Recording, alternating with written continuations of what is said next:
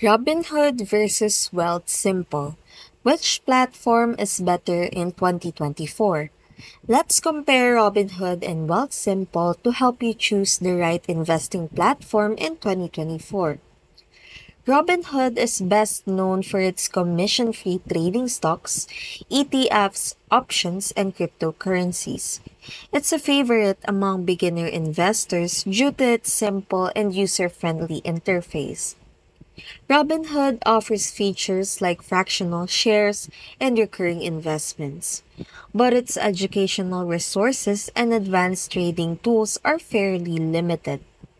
If you're just starting with investing and want a straightforward experience, Robinhood is an excellent choice.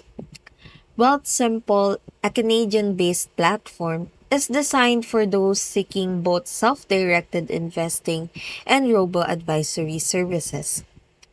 It offers a more diverse product range, including stocks, ETFs, cryptocurrencies, and automated portfolios.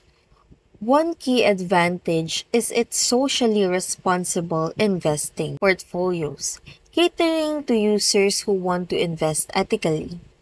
Wealthsimple also provides tax-efficient accounts like RRSPs and TFSAs for Canadian investors.